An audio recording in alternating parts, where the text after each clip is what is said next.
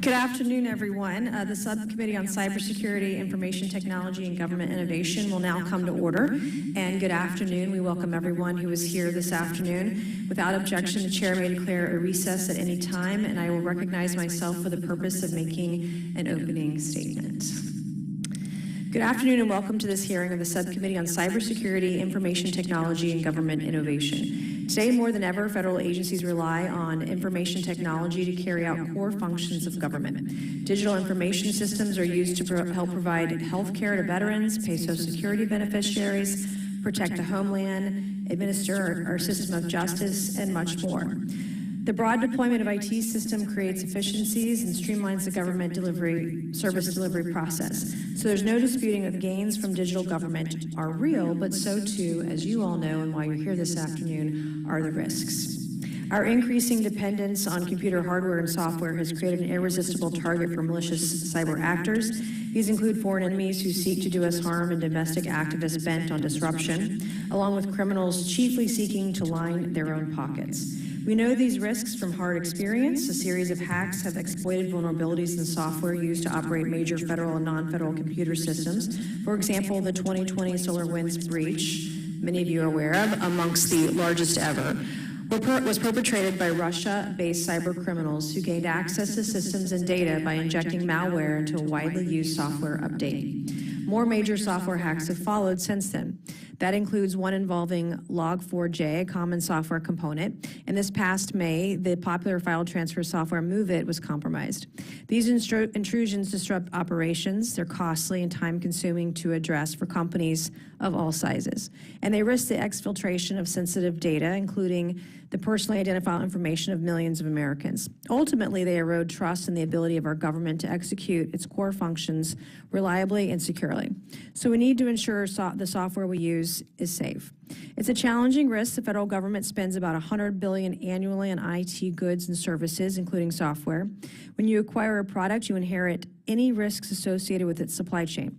And the software supply chain is often opaque. Its provenance is often unclear, including that of the underlying source code.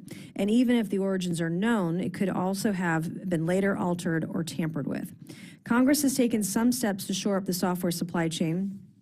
Section 889 of the 2019 NDAA prohibited federal agencies from buying certain telecom and video surveillance equipment, including that made by specific companies tied to China. Congress also authorized the creation of Federal Acquisition Supply Council, or FASC, as a centralized interagency hub to identify and mitigate government IT procurement risks. One way to make the software supply chain more transparent is through SBOMs. An SBOM, or Software Bill of Materials, is analogous to a food nutrition label. It reveals the origin and component elements of software as well as modifications later made. An SBOM can help government purchasers identify software vulnerabilities, like source code originating from China or Russia. The goal is to secure the software supply chain without unduly shrinking the pool of software providers and products available to the government.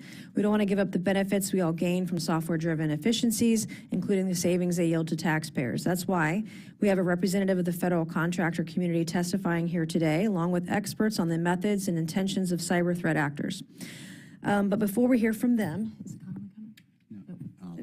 Do you want to do a opening statement? I think the ranking member will be along, so we could go to introduce the witnesses. All right, we'll pause. When he gets here, Mr. Connolly gets here, he'll do his opening statement. Thank you. All right, so next, I'm pleased to introduce our witnesses for today's hearing. Thank you for being jammed up there today. You guys look super cozy. It's a small desk, 4 people. Our first witness is Dr. James Lewis, Senior Vice President, Director of Strategic Technologies Program at the Center for Strategic and International Studies.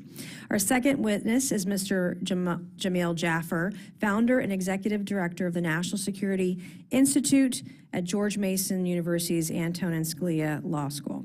Our third witness is Mr. Roger Waldren, President of the Coalition of Government Procurement. And our fourth and final witness today is Ms. Jennifer Bisceglie, Founder and CEO of Interos Incorporated.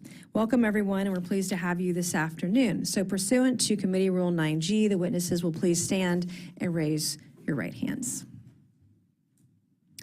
Do you solemnly swear or affirm that the testimony you're about to give is the truth, the whole truth, and nothing but the truth to help you God? Let the record show the witnesses all answered in the affirmative. We appreciate all of you being here today and look forward to your testimony. I will remind our witnesses I don't know what that was. We appreciate all of you being here today. I will remind the witnesses that we have read your written statements and they will appear in full in the hearing record. Please limit your oral statements to 5 minutes. And as a reminder, please press the button on the microphone in front of you so that it's on and everyone can hear you. When you begin to speak, the light in front of you will turn green. After 4 minutes, light will turn yellow. When the red light comes on, your 5 minutes has expired, and I will politely ask you to stop. So to please wrap up. So our first witness, Dr. Lewis, I invite you to please begin your opening statement. Thank you, and I thank the committee for the opportunity to testify. 45 years ago, China's leaders realized that the economy was in shambles, and they decided to open China to the West. This economic opening created immense business opportunities for the world, and the U.S. expected that the relationship with China would steadily improve. It was profitable for both sides, but there were always problems, and chief among those problems was that China decided that to modernize and grow, it needed to acquire technology. China did this in many ways, but chief among them is cyber espionage. China leads in intellectual property theft and now collects the personal information of American citizens. Chinese intelligence services exploit information technology, including devices, software, internet apps, and the cloud. Anything that connects to the internet creates an opportunity for spying. And when China provides the software, it makes this task easier.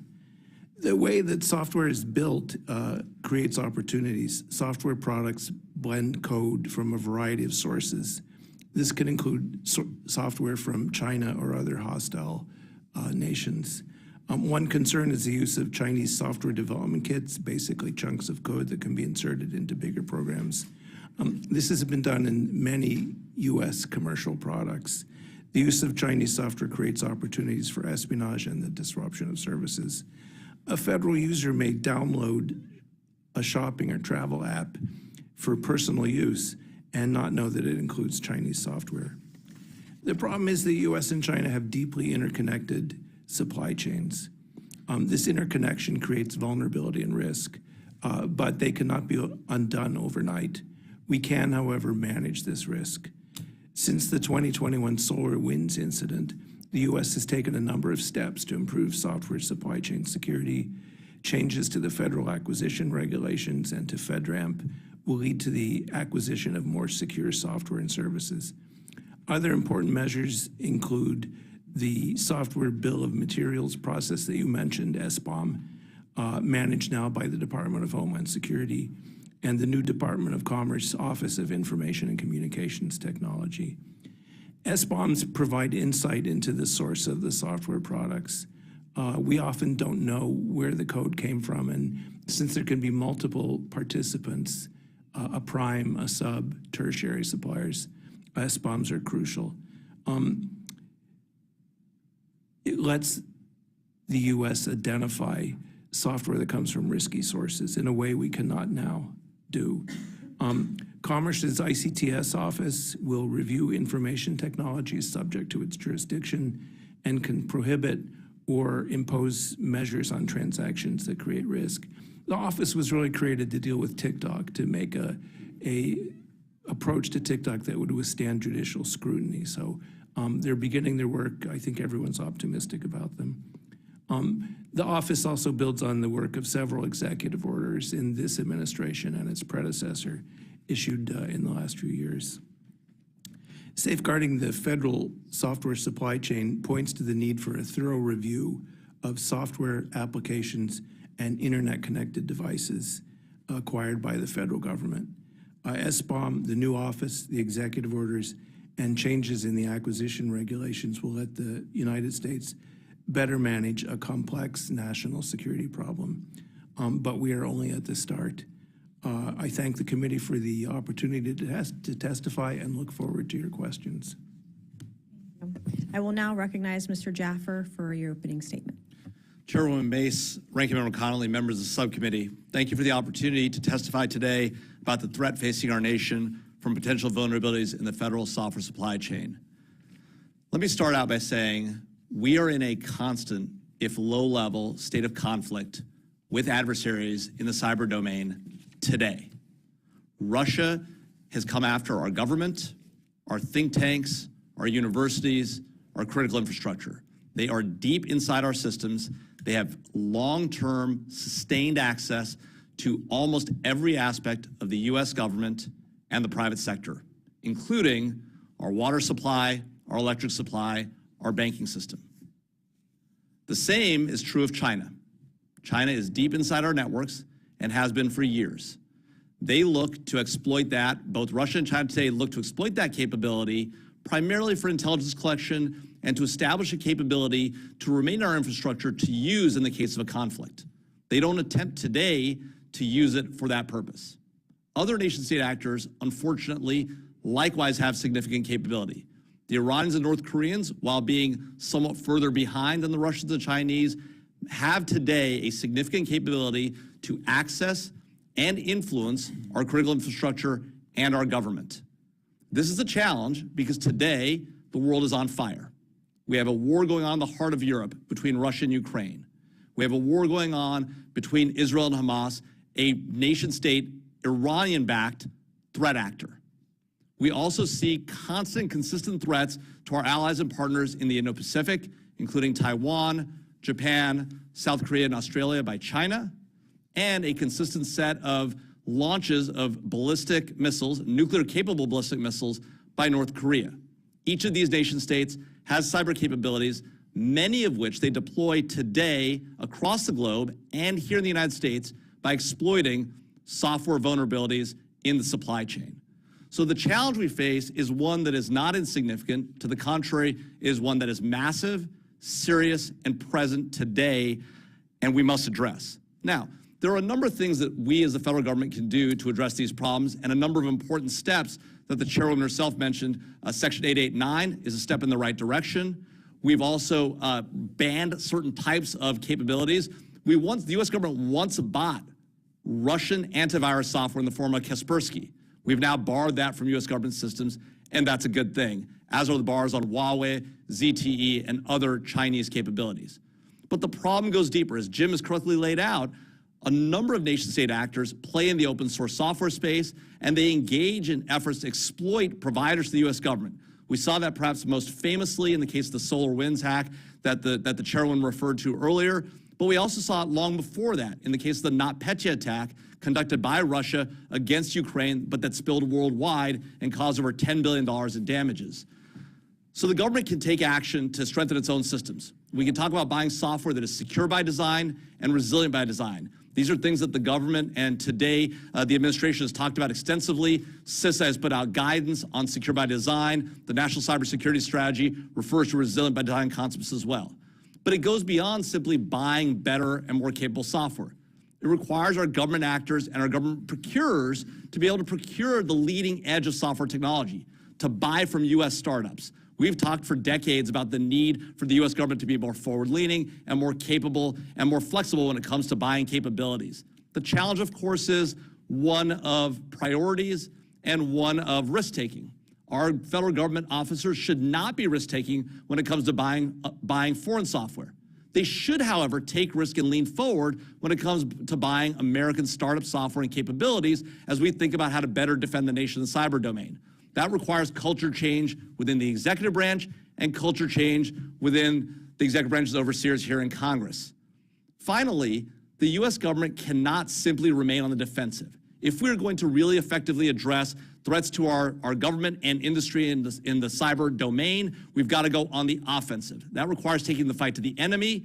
We've done quite a bit of that by leaning forward on active defense and persistent engagement. We need to do more. It doesn't work when our government is unwilling to lean forward, take the fight to the enemy in any domain, much as in cyberspace. Deterrence can and does work in the cyber domain. We just don't practice it. Thank you for the opportunity to address the committee, and I look forward to your questions. Thank you. I will now recognize Mr. Waldren for your opening statement. Good afternoon, Chairmanwoman Mace, Ranking Member Connolly, and members of the subcommittee. Thank you for the opportunity to appear before you to address the federal software supply chain. The Coalition for Government Procurement is a nonprofit, nonpartisan association of firms selling commercial services and products to the federal government. Our members collectively account for more than $145 billion in mission support for the federal customer. Our members include small, medium, and large business concerns from across the commercial market. They include commercial software firms, cloud providers, system integrators, and IT suppliers. As such, they are well aware of the challenges involved in addressing vulnerabilities in the federal software supply chain. The threat from near-peer adversaries and other bad actors has made cybersecurity and supply chain risk management fundamental to federal procurement and the commercial sector. Recognizing the importance of this matter, there are 3 points I would like to make. First, the government should continue prioritizing buying commercial solutions where appropriate. The Federal Acquisition Streamlining Act of 1994 established a preference for the acquisition of commercial items. This preference reduces risks, increases competition, improves pricing, provides greater access to innovation, and it improves security. Commercial software firms recognize that security failure risks reputational harm, which would translate into loss of business. For this reason, drawing on their experience across industry sectors like healthcare, banking, finance, and energy, they understand that they must invest in security, and they do so. Government should capitalize on this expertise. Second, cybersecurity requirements, reporting, and other administrative compliance regimes should not burden commercial firms unnecessarily. Some requirements are necessary, but unnecessarily burdensome requirements drive companies out of the government marketplace, reducing government access to the innovation and capabilities of the commercial market. As the administration's recent draft memo on the Federal Risk and Authorization Management Program, FedRAMP, stated, unthinking adherence to standard agency practices in a commercial environment could lead to unexpected or undesirable security outcomes. Some government mandates for certifying commercial products could create compliance risk when the mandates are not required outside of the government or are ambiguous. The government should accept commercial standards whenever possible, and required certification should focus on whether what is being provided actually meets those standards. Third, and finally, the federal cybersecurity and software supply chain framework is in a state of flux, and coordination is needed. There are various pending rules and regulations, like FedRAMP for cloud cybersecurity, CMMC, the cybersecurity maturity model certification that DoD contractors are going to have to sign up to. NIST 800-171 is in the process of being rewritten. Software bill of materials. There are several proposed FAR cybersecurity clauses and more to come. Section 889 and the activities of the Federal Acquisition Security Council, all of which are in various stages of government review and/or public comment. The government has the opportunity here to provide needed harmonization of these rules and regulations to assure an efficient and consistently implemented cyber regime. Coordination could be achieved by further establishing roles and responsibilities for CISA and for the activities of the Federal Acquisition Security Council to manage cybersecurity and supply chain obligations and reporting for federal contractors. This will reduce duplication and overlap in the cybersecurity and software supply chain framework. Such consistency will assure that all stakeholders understand the rules of engagement in the government space and will be more able to easily adjust as those rules evolve to meet the challenges of a dynamic cyber and supply chain environment. In closing, Chairwoman Mace, Ranking Member Connolly, members of the subcommittee, thank you for the opportunity to appear before you today. I look forward to addressing any questions you might have. Thank you. I will now recognize Ms. Bisceglie for your introductory statement. Thank you, and good afternoon, Chairman Mace and members. Thank you very much. Good afternoon, Chairman Mace and members of the subcommittee. Thank you for inviting me to testify as a subject matter expert on supply chain risk management with today's focus on securing the federal software supply chain. My company, Interos, is built on almost 30 years of personal experience in global supply chain risk management. Over the past 19 years since I started Interos, I have seen the discussions turn from a lack of understanding of this issue to simple compliance and resiliency, and now to product integrity and software pedigree, or SBOM, to preempt and protect from an intentional malicious attack. To support our customers, Interos began the build out of what is now the world's largest business relationship graph. Using artificial intelligence, we're responsible for mapping and continuously monitoring the business relationships, business dealings, and supply chains of more than 300 million businesses around the world and the billions of relationships between them. I will first share 2 of our observations and then follow those with 4 recommendations. First, we believe we're still struggling with finding a common definition for the supply chain risk management, as well as a standard way to measure the challenge, and I think you heard that from my peers on the panel today. As we tend to separate hardware from software from service supply chains, we will continue to create artificial silos and increase the available attack vector for both the intended and unintended enemy, when in actuality, all we're talking about is simply who is doing business with each other and what risk those relationships might entail.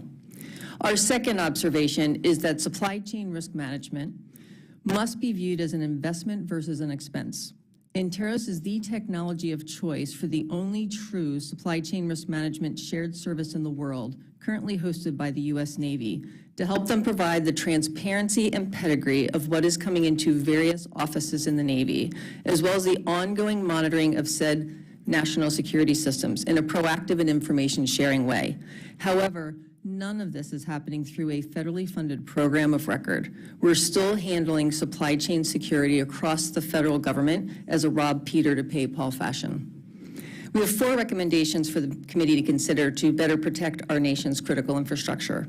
First, awareness and education are critical to communicate that supply chain risk impacts everyone within the the federal infrastructure, which actually instructs the private sector.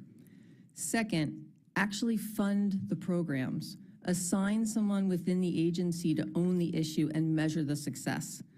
Even with reports from GAO, updates to FATARA and FISMA, the various executive orders, we can point to the prioritization without alignment or uniform rollouts, which drives up the costs and makes management as well as effectiveness very difficult. Third, make automated supply chain security for hardware, software, and services be the cost of doing business not only with the federal government, but also between private sector organizations. How many more examples of the ripple effect of our business connections and how easily disturbances could be shared? Everything from NotPetya to the Target breach to Log4j, MoveIt, SolarWinds. Not to mention, as already been mentioned today, we're also targets for countries such as China, Russia, and Iran. Why do we let public and private sector organizations continue to fund service-based supplier risk assessments and not leverage technology for continuously monitoring the problem? Finally, and simply, implement contractual language that is effective and will actually be used. In addition, there are multiple industry associations working on standards for supply chain risk management, such as those in the room today. Doing as much as possible via internal policy changes and contractual language as a way to inform suppliers of how to do business with you and to mitigate risks coming into your organization is much less expensive way to approach the problem than regulation and legislation. In conclusion, the solution needs to be viewed as an investment in national security, not just an expense, which moves us into the offense position, as was just mentioned, and needs to include upskilling the people responsible for buying and using software supply chain security requirements, not just putting a requirement in a contract as wording. It's the use of the SBOM to know, prevent, fix, as Google likes to say, that will make the difference for the federal software supply chain, this country's security posture, and our global competitiveness. Thank you for the opportunity to present our views, and I look forward to answering any questions. Thank you. I would now like to recognize myself for 5 minutes of questioning. I will start with you, Mr. Jaffer, and good afternoon. Your written testimony states that for far too long, the U.S. has been taking cyber attacks and hacks on the chin with limited response. In the cyber domain, we've largely been unwilling to establish, much less enforce, effective red lines. My first question to you, Mr. Jaffer, this afternoon is, should this administration draw a line in the sand to deter cyber warfare launched from China, Russia, and other enemy nation states? Thanks, Chairwoman. Yes, I absolutely think we need to make very clear our red lines in the cyber domain. Part of the challenge I think that we face in this domain is that we talk about our concerns, but we don't actually effectuate them. We don't talk about what our capabilities are in the cyber domain. We don't talk about what our red lines are. We don't talk about what we would do if those red lines are crossed. And then worst, the world has seen, on the rare occasion the U.S. establishes red lines, we don't enforce them. And that's the real fundamental failure. The reason why deterrence isn't working in the cyber domain and we keep getting hit over and over and our adversaries come at us even more in a more challenging way is because they're testing our boundaries. Until we set clear boundaries and enforce them, this will continue and get worse. That actually makes the situation more dangerous. How do we change the behavior? Yeah, look, I think that we have to extract consequences and costs, and we have to do it in a way that is seen not just by that threat actor, but by other threat actors as well. That's the only way we're going to see real deterrence in this domain. Frankly, it applies across the board, not just in cyber, but it's more present in cyber than others. Yeah. Government purchasers need to take more risk in being willing to buy from small American startup companies, as you mentioned before in your testimony. How would taking those risks help safeguard the software supply chain, for example? Well, look, you just heard about what Interos does and the capabilities it brings to bear. This is the kind of company and other companies like it that have leading edge capabilities, whether it's software supply chain management or in actual defensive capabilities or lean forward offensive capabilities. Until we can really buy the best and brightest in technology across the board, which is built here in the United States, it's going to be impossible for the government to be at the cutting edge. We don't buy it because we've got these huge programs of record that make it easy for people to buy from existing contractors and not lean forward. Yeah, I agree. Ms. Bisceglie, I have a couple questions for you. In your written testimony, it states that the use of the SBOM that will make the difference for the federal software supply chain, this country's security posture, and our global competitiveness. Do you think SBOMs can make software purchasing safe, the way that nutrition labels let us know if the food we buy is healthy, for example?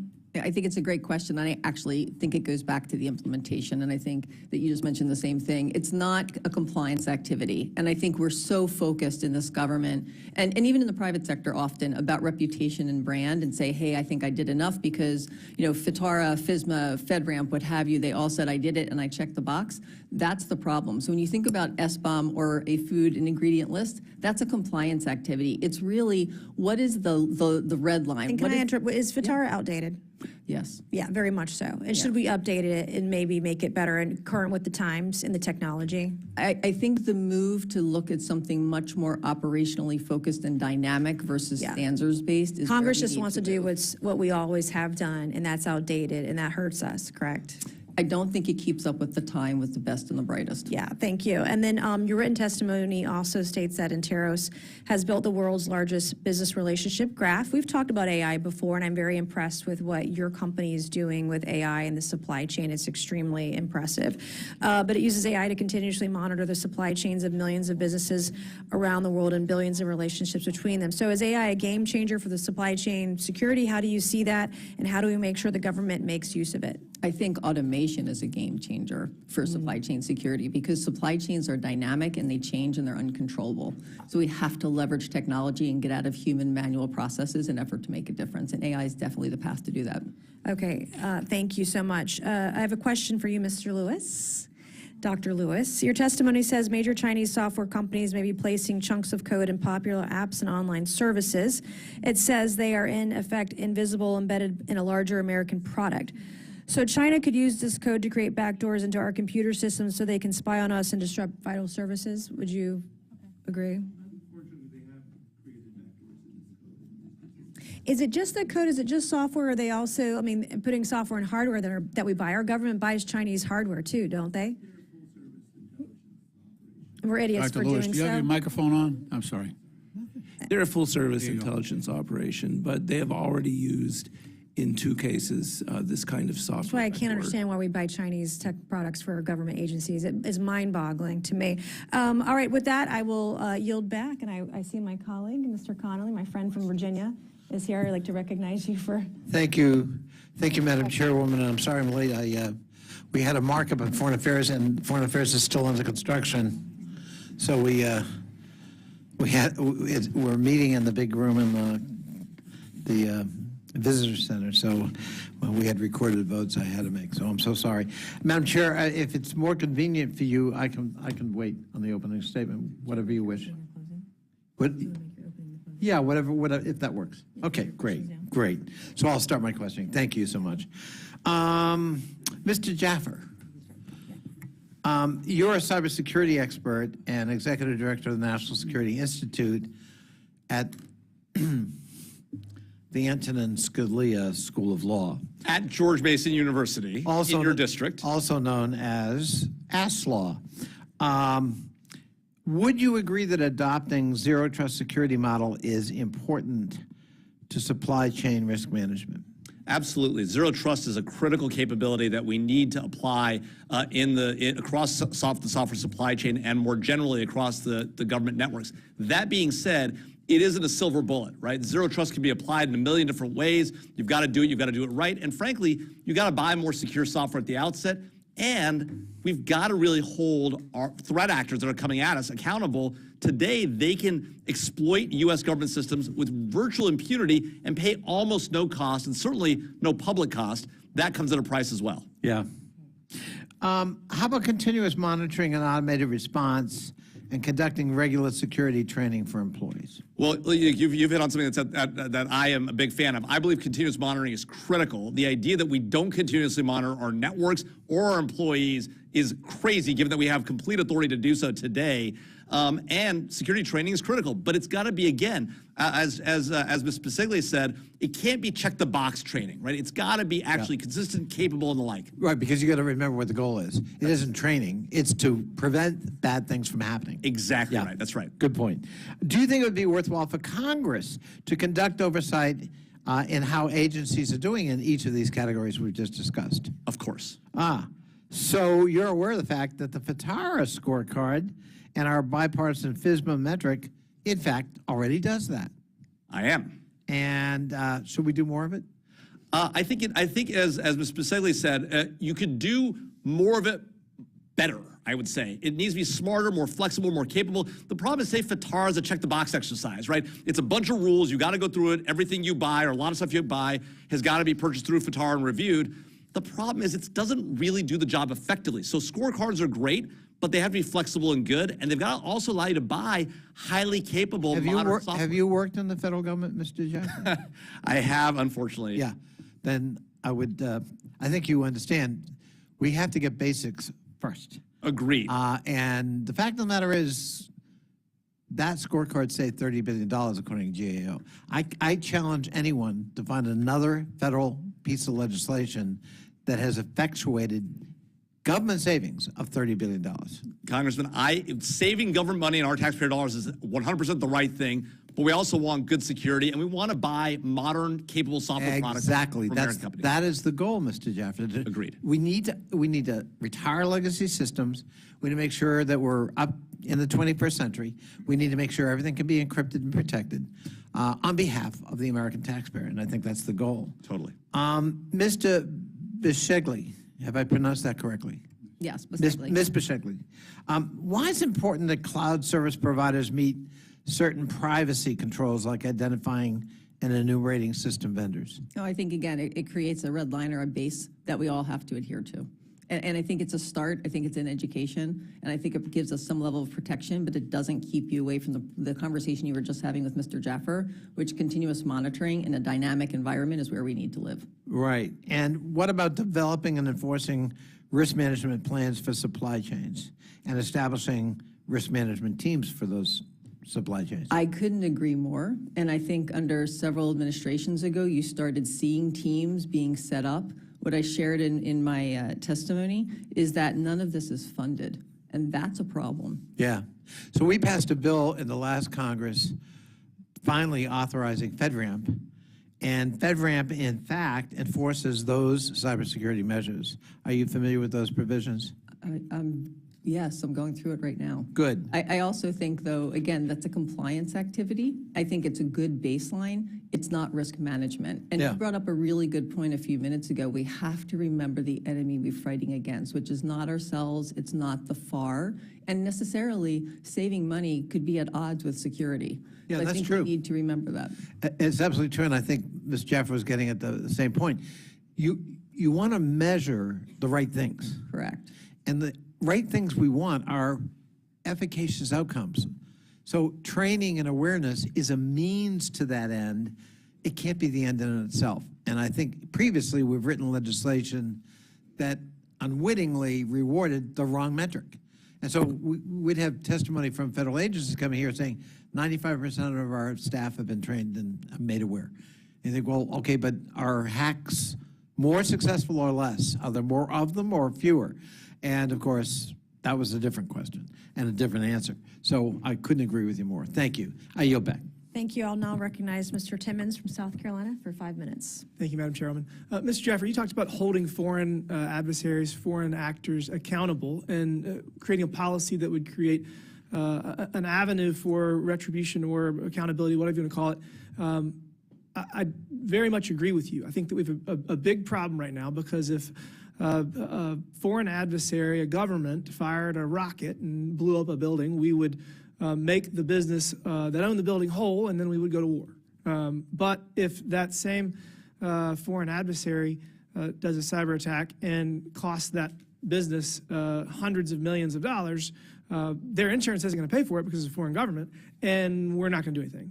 So, I mean, that's a problem. So the question then becomes, what do we do? And I mean, I think the federal government needs to take the position that if a foreign government engages in a cyber attack on a U.S. business or a U.S. entity, that they will then make the business, the government, the federal government, the United States government will make that business whole, and then using whatever mechanisms we want, get the money or get retribution from the attacking country. Do you agree with that general premise? Look, I think it's a general matter. We've got to hold foreign nation-state actors that come after us, whether it's our companies, our critical infrastructure, or our government, accountable. We don't do enough of that today, right? That can be done in a variety of ways. It can be we prosecute them. The Justice Department has indicted dozens of Chinese state actors, dozens of Russian state actors. We're never going to get them into U.S. courts, right? But it sends a message. The real question, though, is how do you hold them accountable in the cyber domain or in other domains where they actually feel the pain?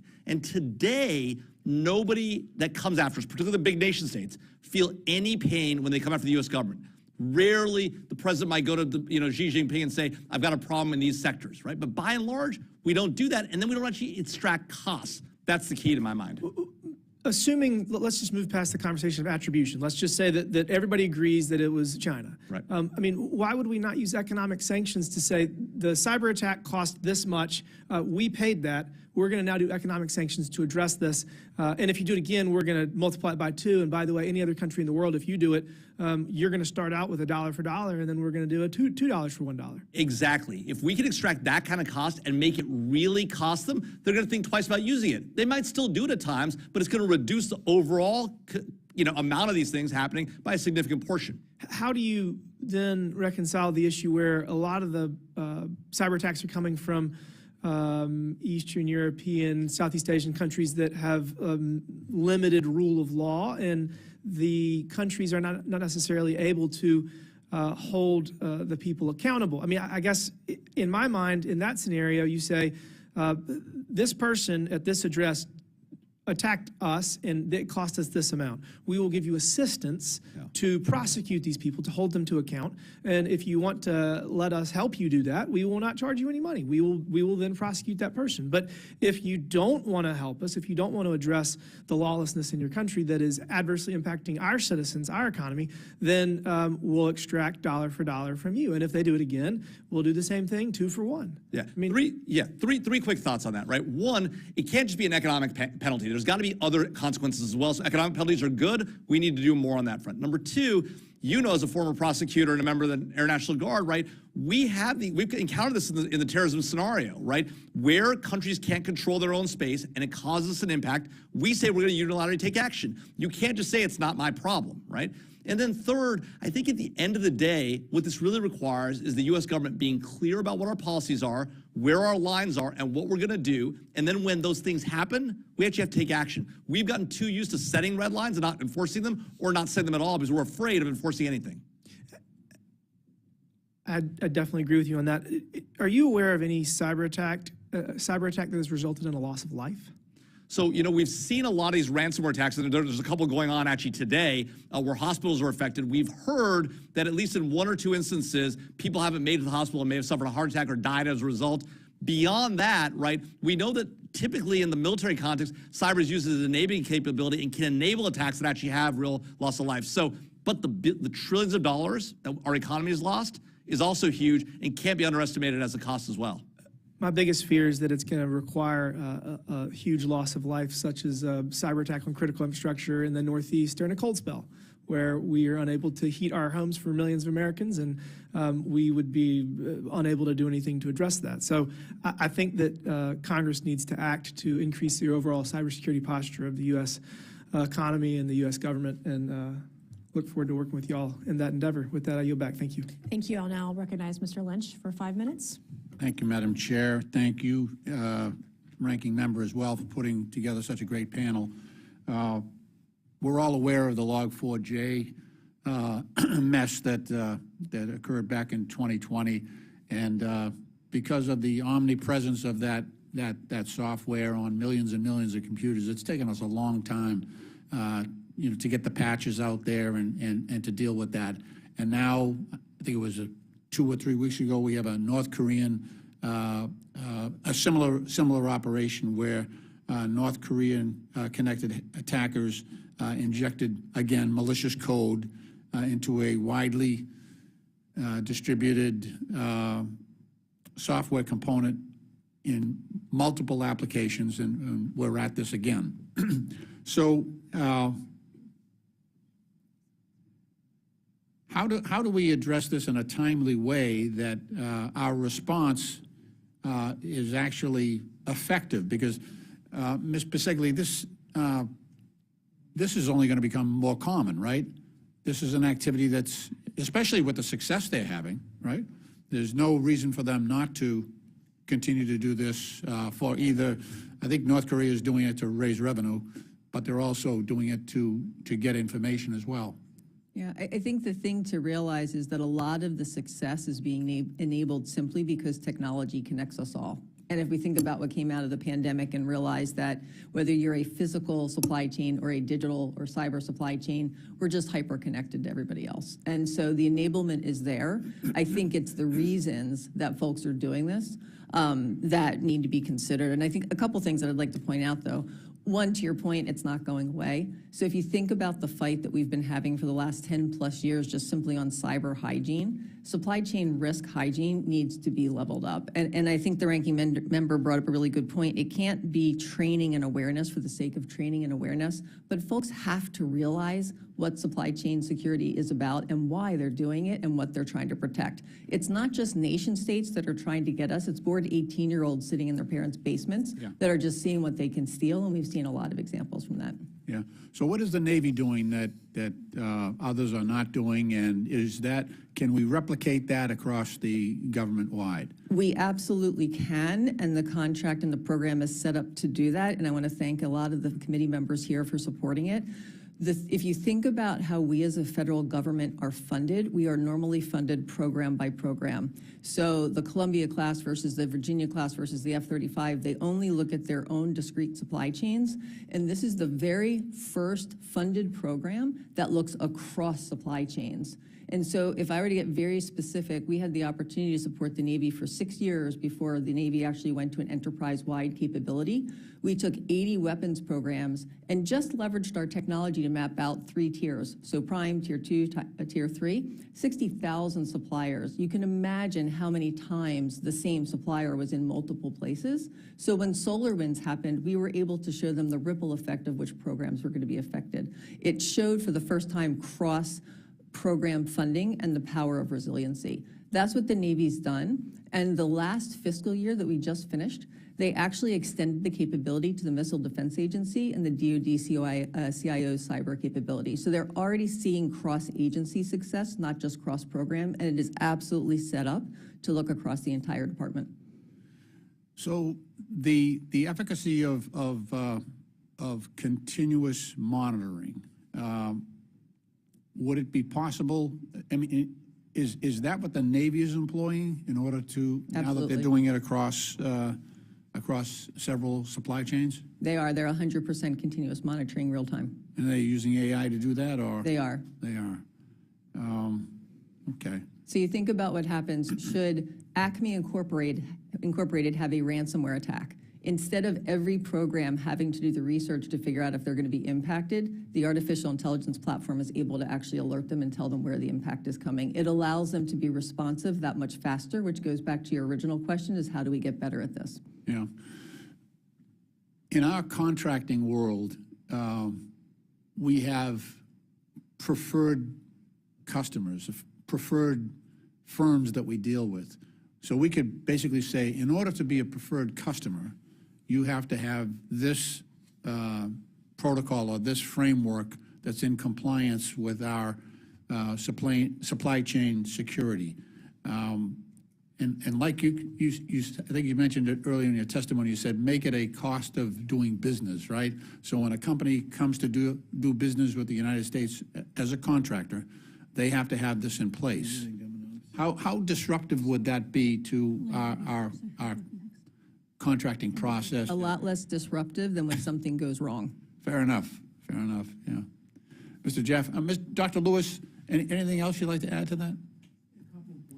A couple points that are probably worth the committee looking at further. I only talk to retired admirals, so maybe they don't know what they're doing, but I don't think anybody would rank Navy in first place when it comes to cybersecurity. Something to look at. Second, there's been a long discussion for about a decade on the issue of accountability, and this administration is doing okay on it, better than some of its predecessors, and that goes back to Clinton. But we are not ready to get into a game of whack-a-mole where a Chinese company hacks somebody and then we do something back, because that's not going to stop them. So we do need a more comprehensive approach. It's just these are topics you might want to look at because they have been discussed for a long time.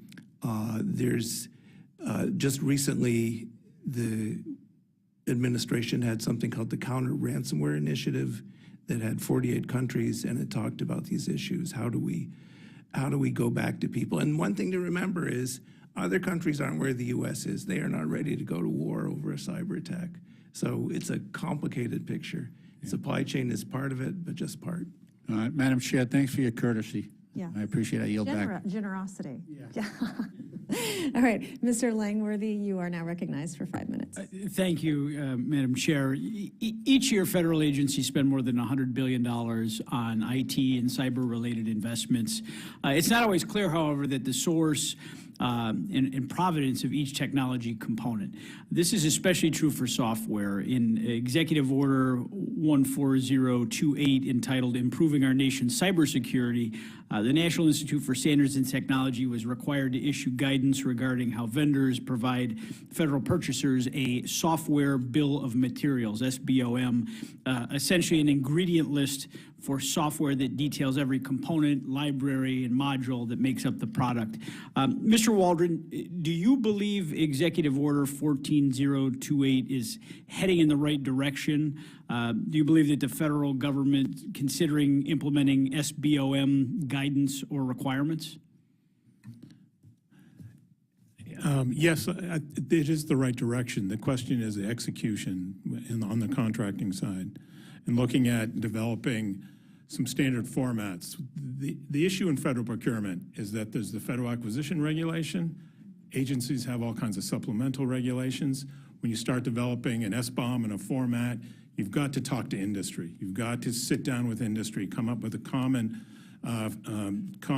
nomenclature, understanding what is actually going to be reported as part of those ingredients.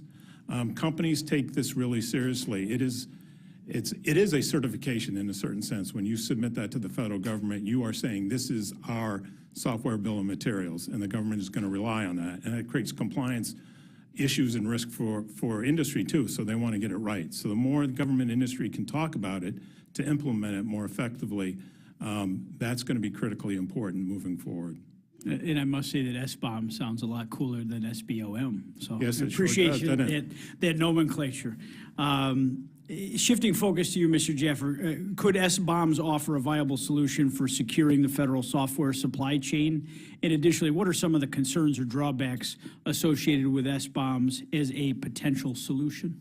Well, a couple of things. One, SBOMs can certainly help, but only if you use them for a good purpose, right? And so once you know what's in the software, people have to do something about it, and they have to actually design their software in a way that's secure and resilient inherently, and holding people accountable for that rather than the sort of what's in your soup, but what makes the soup good is important. The second thing is, look, by exposing everything that's in a bill of materials, right, in the software, it also gives our adversaries information about what to go after. So there are upsides and downsides. Net, I think SBOMs are worthwhile doing, but I agree with what Mr. Waldren said. You got to do it in a smart way, in a way that's capable, and then use it for actually useful purposes. Great. Code has changed regularly, so an SBOM that is accurate one day may be wrong the next day or even later that day. Are there any solutions to making this process easier for developers, especially small business developers that don't have the resources that the big companies and conglomerates do, that they've turned away by SBOMs because of the work requirement to maintain them?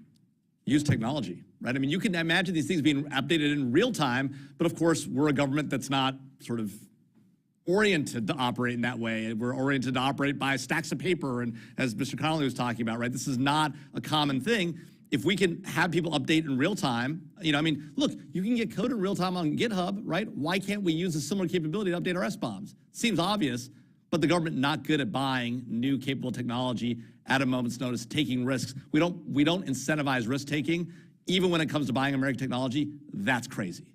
So do you believe AI will impact the SBOM landscape?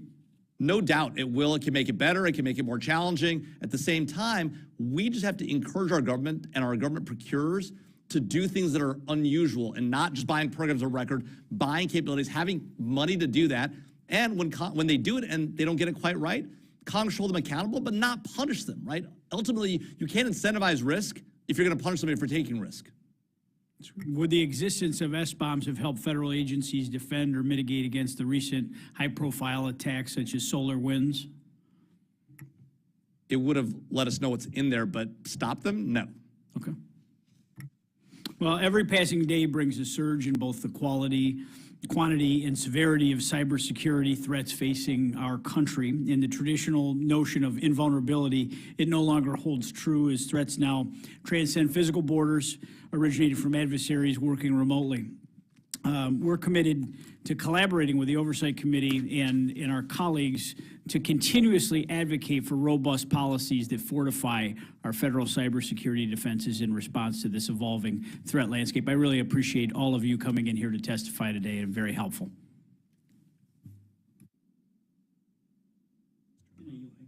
Thank you. I've spaced out there for a minute. All right, in closing, I want to thank our panelists, all of you, for being here this afternoon and spending time with us for your testimony today. And I will yield to the ranking member for a statement. Thank you so much, Madam Chairwoman. And I'll enter my full statement into the record. And just this last Thanksgiving weekend, Microsoft reported that a North Korean nation-state actor linked to a notorious cybercrime group, Lazarus, stole a software signing key and inserted malware into a legitimate application developed by the Taiwanese multimedia software and AI developer Cyberlink. The malware, known as Lamload, infiltrates systems by dropping a fake PNG file to deploy malicious code. That code enables unauthorized users to steal sensitive data, establish persistent access to traditionally protected systems, and corrupt other connected systems. Hackers used Lamload to successfully compromise more than 100 devices in multiple countries, including Japan, Taiwan, Canada, and the United States. The fullest extent of that attack and its damage, we don't know yet. It's only a week old. And that, on top of SolarWinds, on top of all kinds of other examples we don't even know about, I think underscores the point that we have got to protect the nation's assets, supply chain, proprietary information, intellectual property, databases, privacy. And I guess I would come back, Mr. Jaffer, I think you made a lot of good points, but I also would gently suggest you're a little facile about check the box when it comes to statutory requirements. Because, and that's why I asked you if you'd worked with the federal government, because working with the federal government, you know, normal assumptions of how we work in the private sector don't apply. Ms. Bisceglie pointed out, if you look at weapon systems, right, we're all in our compartments, and we don't share, and we don't work across the board, not our culture. If I've learned in my agency how to protect against cyber attacks, that doesn't mean I'm going to let you in on the secret. So trying to change the culture by having metrics where you're going to be judged and metrics that will materially improve operations and save tax dollars and allow us to be cyber secure is kind of our goal. But you've got to create the architecture. And I have learned the hard way that in bureaucracies, you've got to create metrics people have to meet. And they've got to be meaningful metrics, right, as we discussed. And I, you know, when we began FITAR, there were 250 people in 24 agencies with the title CIO. Well, who was in charge? Nobody. Everyone could eschew responsibility under that system.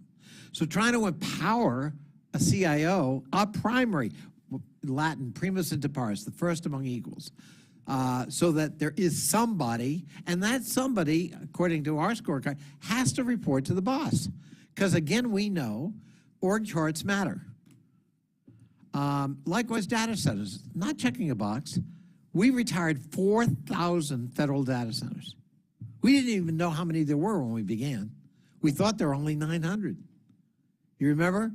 Vivek Chunder thought there were 900 would cut it in half. Well, it turned out there were thousands. And we only knew that when we made them have to measure it. And we've eliminated 4,000 of them, saving billions of dollars. So I just, you know, we got to be respectful, I think, of the statutory architecture required if we're going to make progress. And next steps, you know, we got to go after those legacy systems. We got to make sure that we're using software and supply chains that can be protected from a cyber point of view, so that we're avoiding what Microsoft reported just last weekend. So on that note, thank you. I think this was a thoughtful subject, Madam Chairwoman. Thank you for doing it. But I think we have a lot more progress to go, and we can't assume the basics are in place. I wish we could, but we can't. Thank you for being here.